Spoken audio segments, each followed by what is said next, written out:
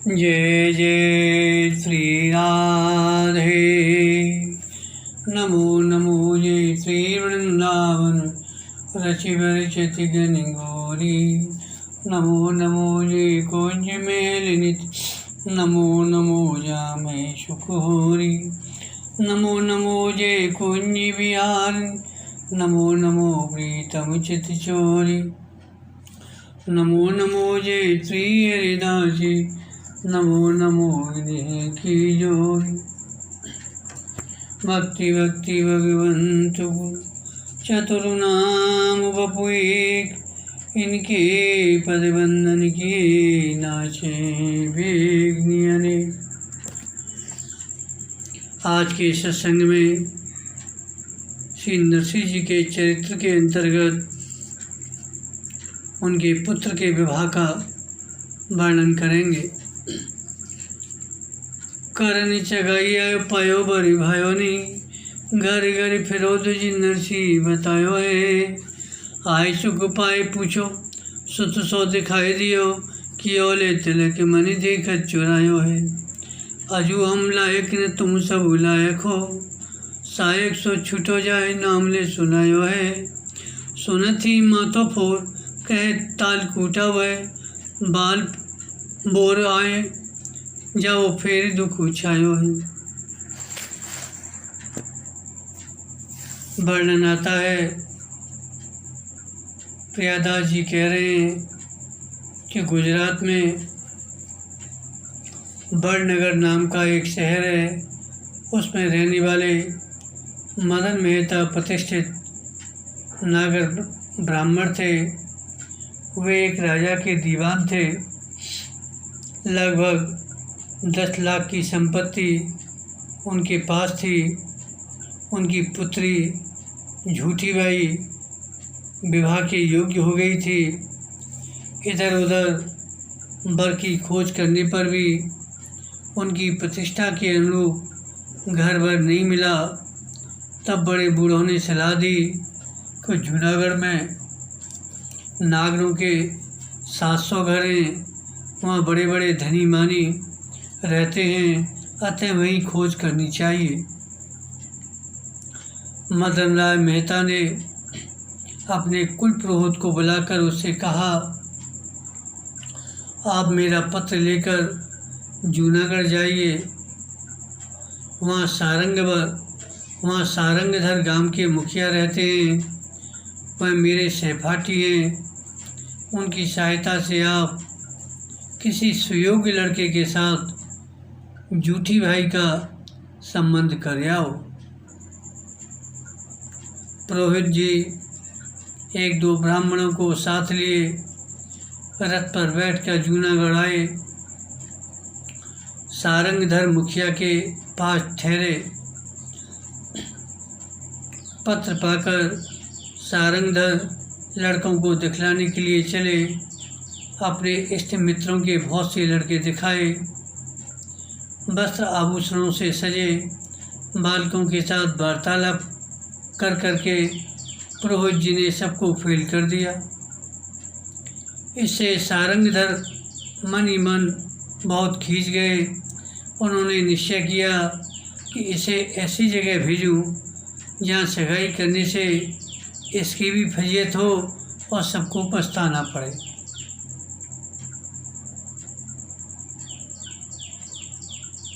सारंगधर बोले, पुरोहित जी आप इसी रास्ते से चले जाइए। वहाँ एक मंदिर में नरसिंह भगत रहते हैं। उनके भी एक लड़का विवाह योग्य है, आप उसे और देख लीजिए। पुरोहित जी भी सारंगधर से उब चुके थे, अतः अकेले ही श्री नरसिंह जी के घर आए। भक्तिराज नरसिंह जी उस समय संकीर्तन में मग्न थे। बड़ा शांत एवं सात्विक वातावरण था और भगवान का दर्शन करके बड़ा सुख मिला। संकीर्तन समाप्त कर श्री नरसिंह जी ने अतिथि देव पुरोहित का यथायोग्य सत्कार किया, चरणामृत प्रसाद दिया। उसके बाद प्रश्न किया, पुरोहित जी आप कहाँ से पधारे हैं? पुरोहित जी ने कहा, मैं बड़नगर निवासी मदन राय मेहता का पुरोहित हूँ। उनकी कन्या के लिए वर की खोज में हूँ। आपके सुपुत्र को देखना चाहता हूँ। नरसिंह जी ने दास को बुलाकर दिखा दिया। श्यामल दास का सुंदर मुखमंडल सुकांति युक्त दिखाई पड़ा। अलौकिक तेजस्वी मूर्ति को देखकर वे प्रसन्न हो गए। सामुद्रिक के अनुसार श्यामल दास में कई शुभ लक्षणों को देखा तो उनका मन भा गया।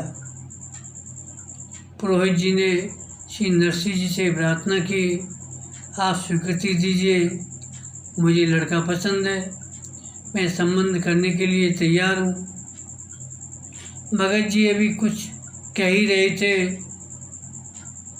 कि नरसिंह जी ने अपनी स्थिति प्रकट करते हुए कहा कि मदन राय जी बहुत बड़े आदमी हैं, मैं धनमान में उनके तुल्य नहीं हूँ।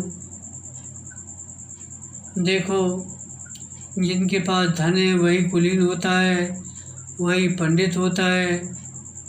सभी गुण धन के आश्रित हैं। इस नीति के अनुसार न तो मैं कुलीन हूँ, न गुणवान हूँ, न पंडित हूँ।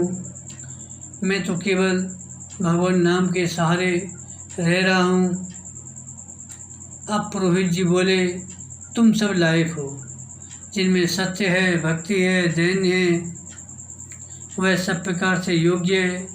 मैं जहाँ जहाँ गया वहाँ मुझे मिथ्या, दंभ और अपमान दिखाई पड़ा। अतः वे सभी मुझे अयोग्य मालूम पड़े। देखो, लक्ष्मी तो चंचला है, आती जाती रहती है। हरि नाम के जापक आप सच्चे धनी हैं।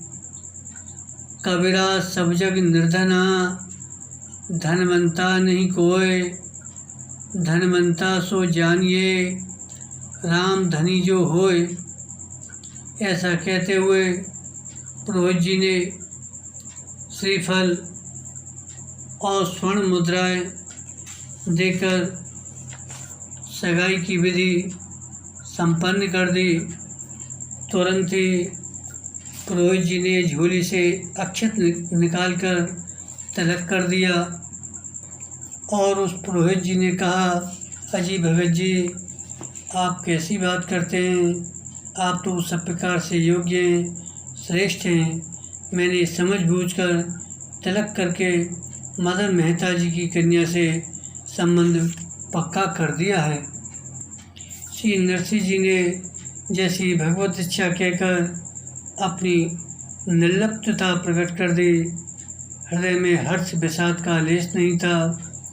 श्यामल दास की माता को अवश्य अपार हर्ष हुआ।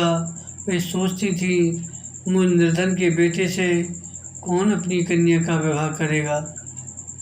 यह समाचार जूनागढ़ में बिजली की तरह फैल गया।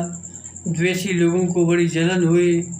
सभी सारंगधर के चबूतरे पर इकट्ठे हुए कि यह संबंध ठीक नहीं हुआ। पुरोहित जी ने भूल की। पंचायत करके सारंगधर ने मदन राय मेहता को पत्र लिखा कि आपके पुरोहित को मैंने अच्छे से अच्छे घर भर दिखाए, पर उसने मेरी न मानकर एक भिखमंगा तालकूटा नरसिंह के बेटे के साथ सगाई कर दी है।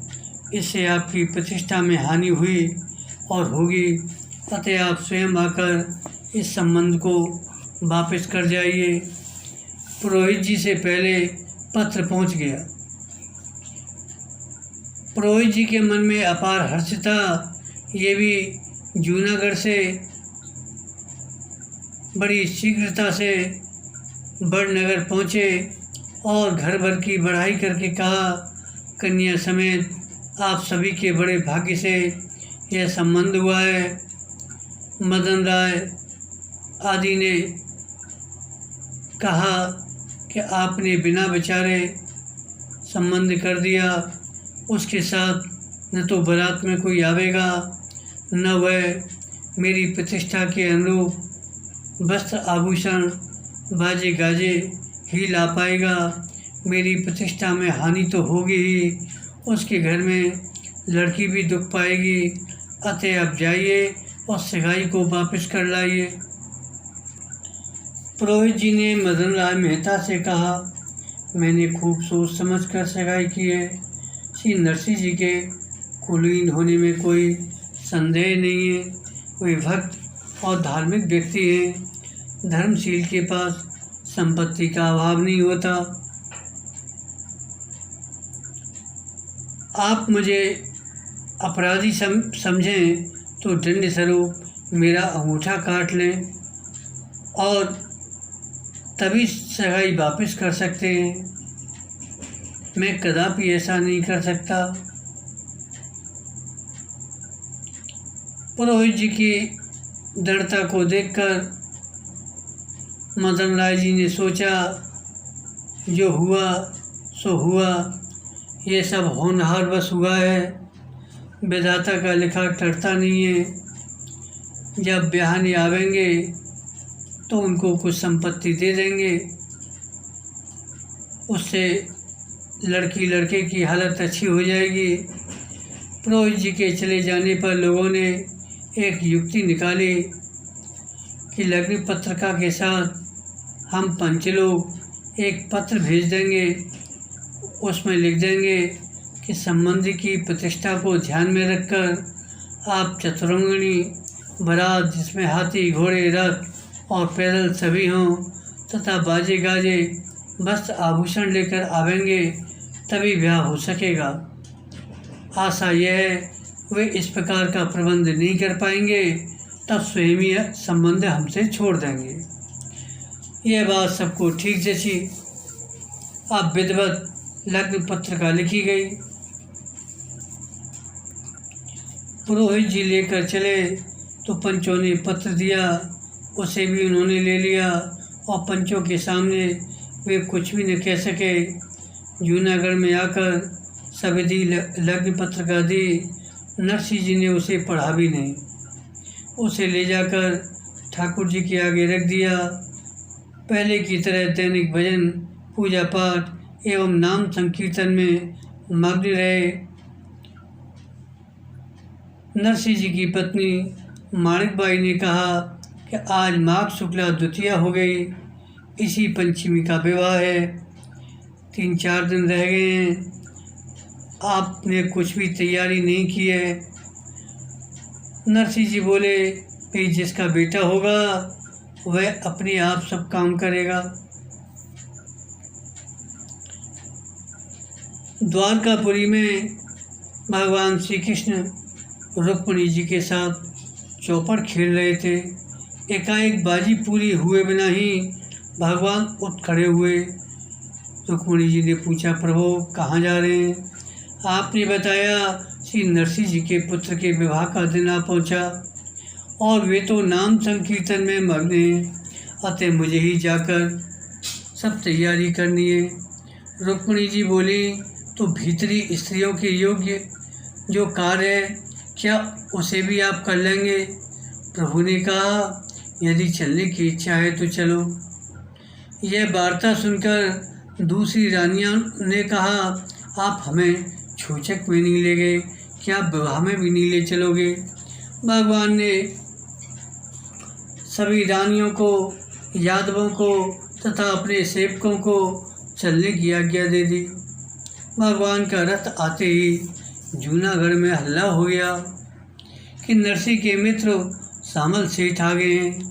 लोगों ने आकर अपनी अपनी भावना के अनुसार उन्हें देखा।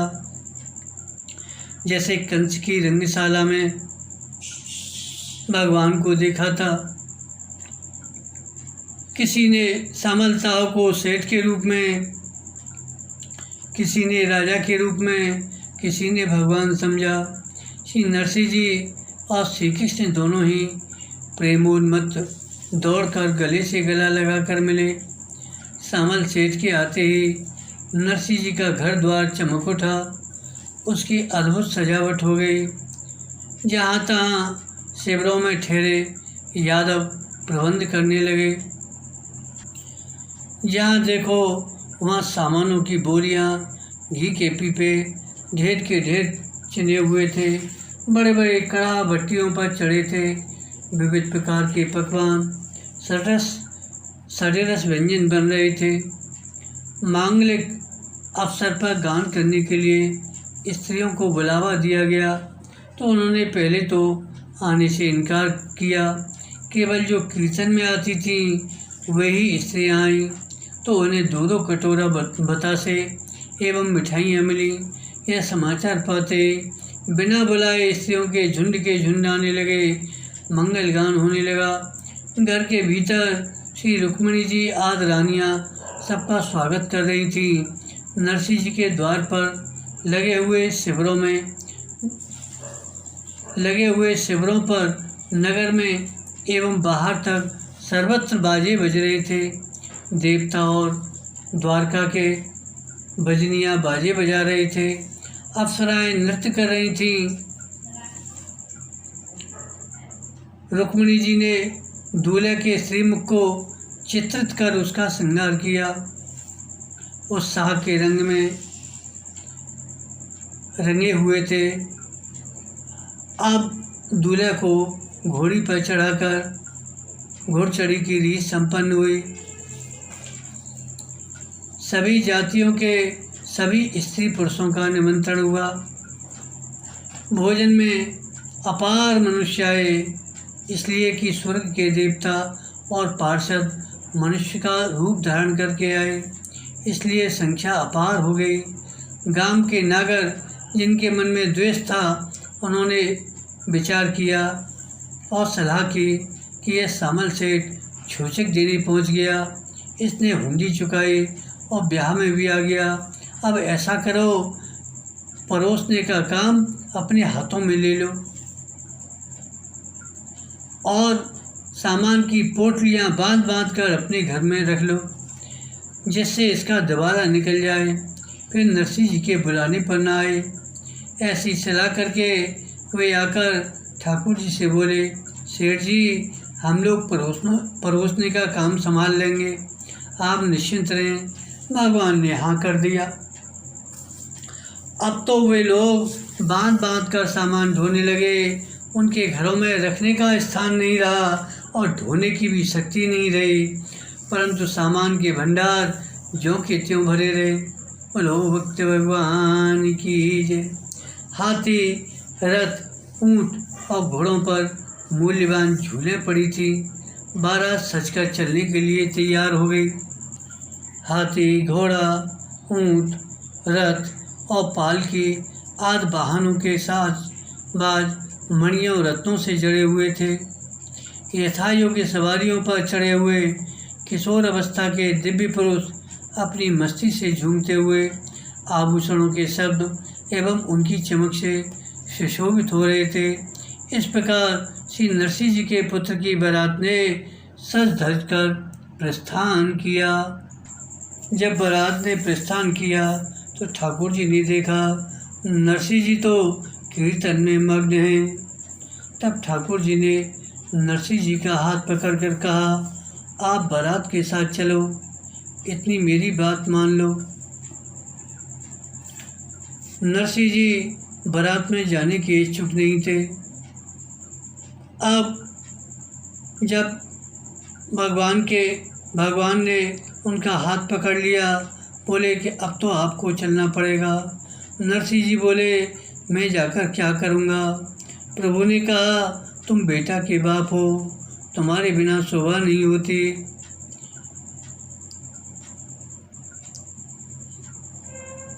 इनकी आनाकानी देखकर प्रभु ने आग्रहपूर्वक कहा, इतनी बात मान लीजिए। यहाँ विचित्र बात यह है कि सब जगह बेटे का बाप सबकी खुशामद करता है कि चलिए बारात में, परंतु यहाँ उल्टे उसी को मनाया जा रहा है। नरसिंह जी सोच रहे थे कि बारात में लोग बर्राते हैं, कीर्तन में बाधा होगी, पुनः सबकी सार समार मेरे बस की नहीं है। पुनः असली पिता के रहने पर मुझ नकली पिता की क्या ज़रूरत है। प्रभु का आग्रह देखकर आपने कहा, तुम जानो तुम्हारा काम जाने। बेटे के ब्याह में मुझे सुख का लेश भी नहीं है। सच्चे सुख के स्वरूप आपके रूप को ही मैं हृदय में रखूँगा, वाणी से कीर्तन करूँगा। इस तरह ठाकुर जी ने नरसिंह जी के तन मन की स्थिति को देखकर समझ लिया, ये तो पूर्णतया मेरे ऊपर निर्भर हैं। अतः योग क्षेमम बाहम्यम, अपनी इस प्रतिज्ञा के अनुसार सारा भार उठाया। नरसिंह जी ने कीर्तन छोड़कर दूसरी ओर ध्यान नहीं दिया। तब भगवान प्रकट में नरसिंह जी के साथ बारात में चले। अब बलदेव जी 56 कोट यदुवंशियों के साथ चतुरंगणी बारात सजाकर सम्मिलित हो गए। सब कुछ दिव्य एवं अनंत था। सर्वज्ञ थे, अतः किसी से पूछे बिना ही समधी की नगरी बड़नगर को पहचान गए और बड़े बड़े विशाल शिविर लगाकर व्यवस्थित रूप से लाइन की लाइन हाथी घोड़े ऊंट और रथ स्थित हो गए। नृत्य गान वाद्य भोजन एवं विविध कौतुक जहाँ तहाँ दिखाई पड़ रहे थे। इस लीला को देखने के लिए विमानों में बैठकर देवगण आ गए। बहुत से ऋषि मुनि भगवत दर्शन की लालसा से आकर बारात में सम्मिलित हो गए। उधर मदन राय मेहता ने अपनी हैसियत के अनुसार पर्याप्त तैयारी कर रखी थी। वे प्रतिष्ठित पुरुष थे, अतः उनके रिश्ते नातेदार एवं इष्ट मित्र बड़ी संख्या में आए हुए थे। उन्होंने सुन रखा था वे गरीब ब्राह्मण हैं, अतः सोच रहे थे 10-5 आदमी एक आध बैलगाड़ी बारात में आवेगी। सभी को चिंता थी, आज ब्याह का दिन है, बारात नहीं आई। सोचने लगे कहीं गाड़ी टूट तो नहीं गई, कहीं फंस तो नहीं गई, अथवा पंचों ने जो पत्र दिया था उसके हिसाब से तैयारी नहीं कर पाए होंगे, इस कारण बारात नहीं लाए। इस प्रकार की तरह तरह की कल्पनाएं करते हुए लोगों ने कहा, भैया गांव के बाहर 2-4 जने जाकर देखो तो सही। लोगों ने जाकर देखा तो उन्हें बड़ा आश्चर्य हुआ। चारों ओर सुंदरता की घटाएं गिरी हुई हैं। आश्चर्य से चकित होकर उन्होंने बारातियों से पूछा कि अति सुंदर ये बारात किसकी है। बारातियों ने कहा, जी यह बारात नरसिंह मेहता के पुत्र की है।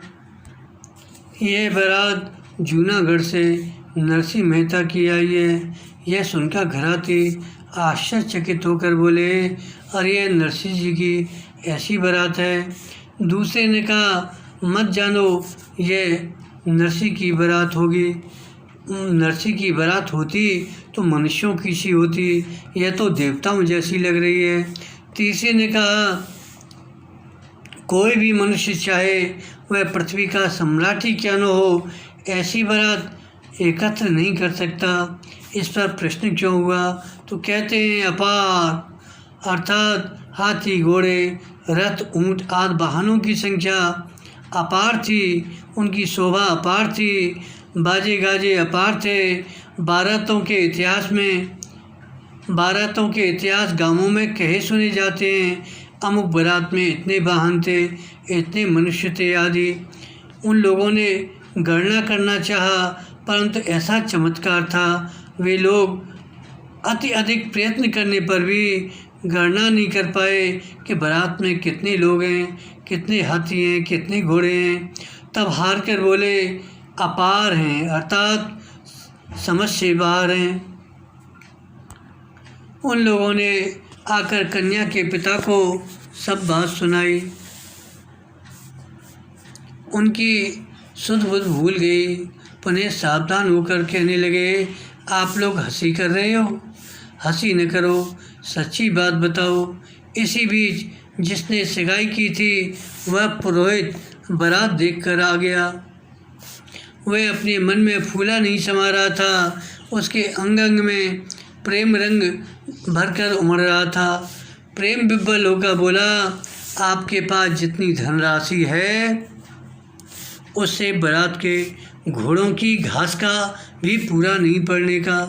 जाकर के देख लीजिए, नगर के चारों ओर बाराती बारात भरी हुई है, उसका अंत नहीं दिखता। ऐसी नरसिंह मेहता की भक्ति का प्रताप है। अतः भक्ति तत्व ही सार है और सब असार है। अब पुरोहित जी पुनः बोले, देखो तुम अपने घर का सारा धन लगाकर भी घोड़ों को घास नहीं खवा सकोगे, घास नहीं दे सकोगे, न हाथियों को चारा दाना रातब की बात तो बहुत दूर रही। आप सभी बारातियों के लिए केवल जल का भी प्रबंध नहीं कर पाओगे, भोजन का तो प्रश्न ही नहीं है, क्योंकि चारों दिशाएं बारात से भरी हैं, उसका अंत दिखाई नहीं पड़ता। आप पूछेंगे इतनी और ऐसी बारात कहाँ से कैसे आई? तो उनकी भक्ति के प्रताप से आई है। इनके पास भक्ति रूपी संपत्ति है, पर उसका अहंकार नहीं है। आपके पास तुच्छ लौकिक संपत्ति है, तो आपको उसका भारी अपमान है। अतः अपनी लाज बचाना चाहते हो तो भक्त भगवंत के भक्त हो जाओ। इसके बाद बेटी का बाप भी बारात देखने गया। उसका सब अपमान दूर हो गया। उसने उसी पुरोहित का आश्रय लिया और बार बार प्रार्थना की, आप कृपा करके मेरी लज्जा रखिए, मैं आपकी शरण में हूँ। मदन राय जी ब्राह्मण के साथ बारात में गए। तब तक आमने सामने दो विशाल शिविर दिखाई पड़े। एक में मदन राय ने द्वारपाल से सूचना भेजी। आज्ञा पाकर गए तो भगवान श्री कृष्ण विराजमान थे। इन्होंने समझा यही नरसिंह जी हैं। तब भगवान ने कहा, मैं तो उनका गुमास्ता हूँ, चलिए। ठाकुर जी भी साथ हो लिए। जाकर देखे श्री नरसिंह जी संकीर्तन में मग्न हैं। आश्चर्य हुआ, जिनका ऐसा वैभव वे ऐसे सादे भेष में ऐसे भक्त हैं। श्रद्धापूर्वक मदन राय जी श्री नरसिंह जी के शरणागत हुए और कृपा की भीख मांगी। कृपालु नरसिंह जी ने उन्हें गले से लगाकर फिर भगवान की शरणागति का उपदेश दिया। कहा, अपना सर्वस्व इन्हें सौंप दो। बड़े समारोह के साथ नरसिंह जी के पुत्र का विवाह हुआ। घराती बराती सब भक्ति के भाव में विभोर हो गए। ठाकुर जी ने बेटी के बाप को इसलिए अपनाया क्योंकि नरसिंह जी का संबंधी था, उसे ये अपना चुके थे। भक्त जिसको अपनाते हैं भगवान उसका त्याग कदापि नहीं कर सकते। इस प्रकार क्रमशः गुरु, सद्गुरु और भगवान की शरण में आकर मदन राय मेहता निश्चिंत हो गए। तब ठाकुर जी ने बलराम जी को बुलाया। देखो, वर पक्ष का भार मेरे ऊपर है, आप कन्या पक्ष का भार संभालिए। कोठार भंडार आज सब कुछ अनंत हो गए। जैसे बारात अनंत थी, उसी प्रकार घरात के पुरुष हाथी घोड़े अनंत हो गए। स्वागत, स्नान, प्रधान, भोजन, सेन आदि की सभी व्यवस्थाएं हो गईं। सभी को पूर्ण संतोष हुआ। विवाह की लौकिक वैदिक सभी रीतियां संपन्न हुई। तीनों लोकों में नरसिंह जी के बेटे के ब्याह को श्री नारद आदि देवर्षि एवं तुमुरु आदि गंधर्वों ने गाया और दोनों पक्षों को दिव्य आनंद का अनुभव हुआ। मदन राय मेहता कृतकृत हो गए। गुजरात की धरती पवित्र हो गई। श्री नरसिंह जी वधू और पुत्र के समेत जूनागढ़ आए। दहेज में इन्हें अपार धन, वस्त्र, आभूषण, बर्तनों सामान मिला। श्री नरसिंह जी ने अपने पुत्र श्यामलदास से कहा, अब तुम गृहस्थ हो गए हो, अतः अलग रहो। दूसरा घर खरीदकर सारे सामान समेत आनंदपूर्वक वर वधू उसमें रहने लगे। श्री नरसिंह जी का रहन सहन, भजन पाठ और साधु सेवा पहले की तरह चलती रही। इसलिए कहते हैं भक्ति भाव लपटाए। तात्पर्य है धन सम्मान में उन्मत्त या अहंकारी नहीं हुए। जैसे श्री सुदामा जी ने ऐश्वर्य पाकर भी श्री कृष्ण में भक्ति तथा सत्संग में सुख माना, इस तरह से नरसिंह जी भी भक्ति भाव में ही मग्न रहे। भगवान की इस प्रकार की अपने ऊपर हुई कृपा का निरंतर अनुभव कर श्री नरसिंह जी अधिकाधिक भक्ति के भावों में मग्न हो गए। सभी बारातियों को ससम्मान विदा किया। श्री कृष्ण के चरणों में पड़कर दृढ़ भक्ति का वरदान मांगा और ऐसी भक्ति वत्सलता को धन्यवाद दिया। बोले आपकी विशेष विनती सुनकर ठाकुर जी बोले आप कहते हो तुमने मेरी प्रतिष्ठा बढ़ाई, पर सच्ची बात तो यह है नरसिंह जी आपने मेरी प्रतिष्ठा और कीर्ति को उज्जवल किया है। अभी तक लोग मुझे चौराग्निगण चोरों के सरदार मानते थे और उपहास करते थे, पर तुमने तो सामलशाह बना दिया, ईमानदार बना दिया, इसलिए हम परम कृतज्ञ हैं। इस तरह परस्पर प्रेमालाप करके भक्त भगवंत दोनों ही भक्ति में मग्न हो गए। भक्ति भाव में ऐसे मग्न हुए तन्मय हो गए। प्रियादास जी कहते हैं कि श्री नरसिंह जी के जितने चरित्रों का मुझे ज्ञान था उनका मैंने वर्णन किया। इन्हें सुन सुनकर भक्त भाव में जीवन धारण कीजिए। बोलो भक्त भगवान की जय, नरसिंह जी महाराज की जय। जय जय श्री राधे, जय जय श्री राधे।